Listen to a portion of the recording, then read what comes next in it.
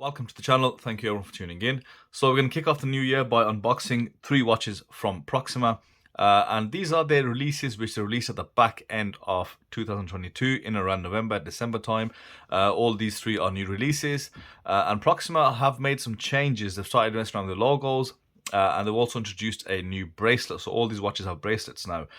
So without further ado, so let's go ahead. Let me open the boxes up, get all the watches out and ready for you guys to have a look at. And of course, in these unboxings, I'm going to give you all the specifications and the dimensions. So when I do the follow-up review or the full review, I don't need to waste time on those details. So let's start opening these up. 3 brand new releases from Proxima. Let's start off from left to right. You've got the PX1692. You've got the PX1697 and the PX1698. And you've got 3 different sizes as well, starting off at 40mm, 39mm and 37mm. So Proxima have now got a very diverse and varied range. If you remember a year or 2 ago, they had mainly dive watches, mainly Seiko homages, and they excelled at those, no doubt. And they made just loads and loads of variants. So let's start off by giving you an overview of all the watches. We won't go into too much detail. I've got to say something for the main review as well. So this is the Proxima PX1692. As you can see, very strong Omega vibes from this. Maybe the speed timer or the speed master, should I say. So this particular model from Proxima, you can get it in 2 different colors and 2 different bezel options, giving you a total of 4 different variants. You've got this off-white enamel dial. You also got a black enamel dial, and you can get both in both bezel options, which would be ceramic and stainless steel. Now they both look quite cool. I personally prefer the stainless steel one, but I've got the ceramic one in hand, as you can see. This watch does have a few different characteristics in here already in hand. I think the case does remind me slightly of an MM300. You can just see that kind of finishing, that 3-step finishing that you find on those cases. And you've got the bracelet now, and this bracelet is the same bracelet as the MM300. With those polished lines on either side of that center link. It's actually one solid link. Just looks like it's 3 pieces, but it actually isn't. And one of the upgrades they've done, they've gone for newer clasps. Now, you can see these clasps come from St. Martin, months and months ago. So Proxima have taken that on board, but you can see it's all sterile. Yeah, so it's quite a heavy watch as well. That's the first thing straight away in hand you'll see. So let's go over the specifications. You've got a full stainless steel construction. You've got a flat AR coated sapphire crystal. The watch actually runs the Seagull ST1902 mechanical hand winding chronograph movement. You've got 100 meters of water resistance. And let's have a look at these pushers and crown. So the pushers have got these faux sort of collars on here. They don't actually move, and that is very annoying because of the knurling there. You just want to turn it, but it's just static. It does not turn. I don't really like that they've done that.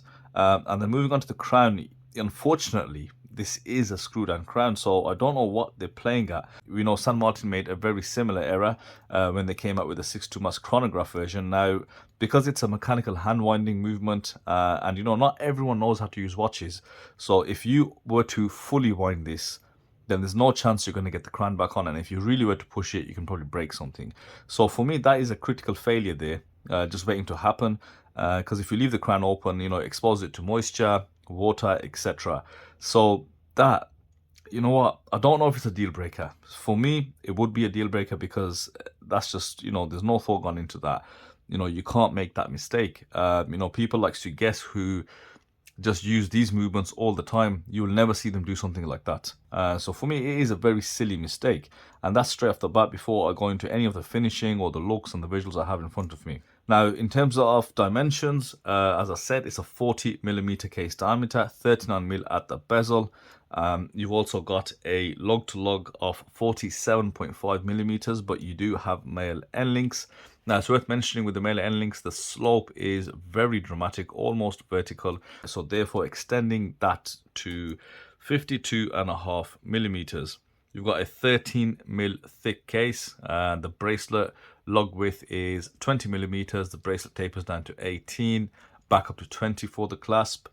Yeah, quite chunky links, and that brings me on to the weight. The weight of this watch is 190 grams, so this is quite a heavy watch.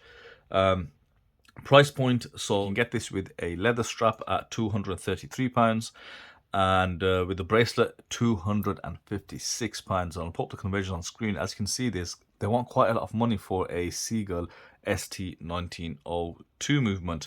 No doubt a lot of that money is going to be into the new case, you know, the new bracelet, the clasp, etc., all the new things they're doing. But at £250 to have such a glaring mistake like that, I don't know, guys. You know, as I said, I follow Proxima a lot. You know, I do really wish them the best, but you know, when they make mistakes like that, you just can't get away from it. So £250 on bracelet, yeah, it's gonna be a tough. It's gonna be a tough one. I don't see many people buying this, you know, especially with that error, and it seems a bit thick as well. You know, like dive watch dimensions, really. But you know, yeah, I don't know. Anyway, we'll wait for the full review. But this is what you get so far with the PX1692. Now, moving on to the next one.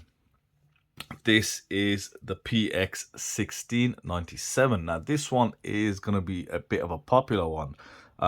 It's got very similar looks to one of the older Christopher Woods. I think it's the C60 or the C65. And if you guys recall, one of the watches I reviewed, I think 2021, was the Sieg Flammer, which basically, you know, homage the same case. You know, that's Christopher Wood Lightcatcher case. And this looks absolutely stunning in hand. They've done a really good job on this, and this is where with Proxima, you know, you've got to have that consistency. Where do you go from something like that to this? But anyway, let's stay on topic. So this specs wise has a sapphire crystal. It does have 200 meters of water resistance, screw down crown, screw down case back. The sapphire crystal is a top hat box style AR coated crystal. You've got a ceramic bezel insert, 120 click unidirectional diving bezel. Again, another enamel dial. And this runs the option of a PT5000 movement, which is ETA 2824 clone, or a Swiss clone being the SW200. And in terms of dimensions, very nice dimensions, a 39mm case. You've got a lug to lug of 45.5mm, so very compact case. And that is also represented with the end links because they are female, so that doesn't add anything to that length of the case. Thickness is 11.7mm, I believe. And not too bad considering you've got that box style sapphire crystal. Now the lug width is 20mm. The bracelet itself tapers down to a lovely 16mm and back up to 18 at the clasp. And this one, rather than color options, it has variants. So if you recall, not too long ago when I done one of the Proxima reviews, they came out with a 37mm case and they brought us the snowflake dial, which is like a hologram snowflake on a very nice blue dial. So they also offered that as an option in this with this black bezel, so a bit more for different design, a different look to the dial, and I believe they also do that with the green dial. So that's definitely worth checking out if this style isn't for you, but I gotta say it looks great. I like the use of enamel dials. It gives you a very solid off-white color, and as well as that, I think with that box crystal and that, you know, very nice and clean dial, you know, the handset looks very close to that crystal. It feels like you can almost just touch it through that crystal. But this watch feels great in hand. You can see the bracelet has finished so well, and the case is awesome and smooth. So they have done really well sourcing this case. No branding on the crown or the bracelet. It also has quick release bars, but the case gives you no drill lugs, so that's okay. And I like the fact that it gives quick release bars, and the bracelet also comes with screw-in links. So a lot of upgrades from Proxima on this one. The price point for this is a bit more reasonable than the previous one. This is £233 for the PT5000. And for the SW200, the £342. So a lot more reasonable. I think I can justify that a lot more from, you know, from what I'm seeing so far. It looks pretty well made. It looks pretty decent. Yeah. And you've got that childish Proxima font. Not my favorite. I don't really like that, but I'll take that over the unicorn any day. Let's have a quick check of that rotation.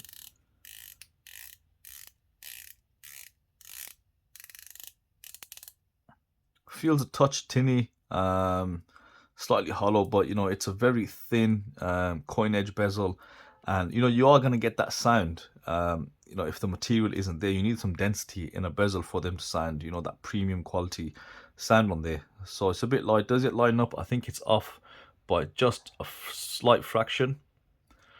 So that's not ideal, but it's not a deal breaker anyway. Okay, so let's put this one away. So the PX1697, I'm gonna give this a full review. I'll get it on wrist shortly after this video. Next up, we've got the Proxima PX1698.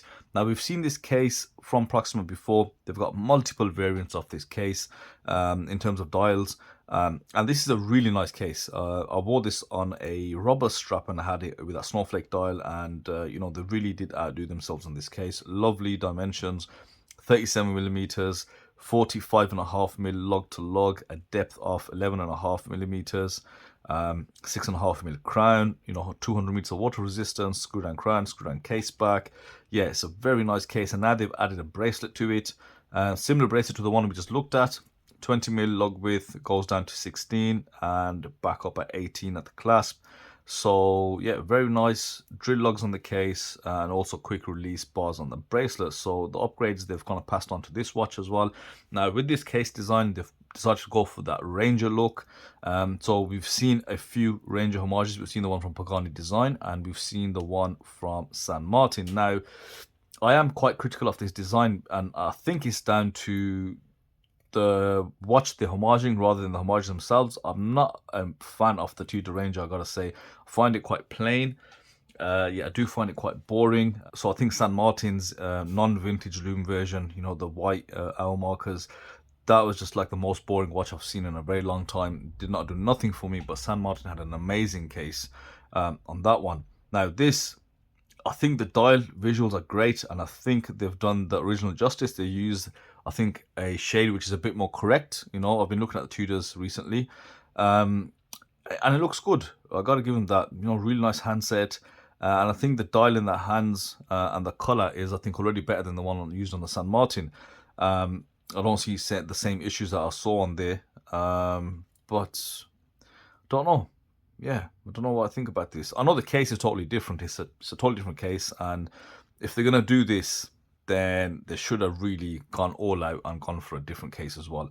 They've done the same thing effectively as Pagani did. But anyway, let's leave some information for the review. In terms of specs, P5000 available. You also have two options. You've got a dateless version and a version with a date at the 3 o'clock. And now this, it does have a ghost position, but it doesn't have a date disc. So they've gone a step forward, removed that disc, which I don't mind, but there is a ghost position. And then there you go, you can set the time once it's on full position 2. Capped seconds hand. So yeah, there's a lot of you know, little details that Proxima have done, which, you know, I can definitely appreciate. And the case is gorgeous. And what I'd say is, if you're interested in a different variant of this 37mm case, now they've got a bracelet, get it in the bracelet version. And you know, that's a really nice watch to wear. It just depends on what kind of dial style you like. So the price of this Proxima is £218, date or dateless, whichever option you want to go for. That's not too bad. It looks pretty well built. This case is really nice. I like the case as it is, and now with the bracelet, I think that's a really nice combination. It's just about getting the right setup. But in all honesty, looking at it now, it doesn't look too bad. I think this could be, you know, quite popular from Proxima for the right people. So that's all I'm going to say on this. So let me know your thoughts on these new releases from Proxima. You know, which one of these, if any, do you like? Which one of these are you likely to possibly buy? And also any criticisms that you guys have. So I'll be sure to mention them when I do the full review for each of these watches. And of course, you'll see them in the upcoming weeks. So thank you guys for watching. That's it from me today, and I will see you on the next video.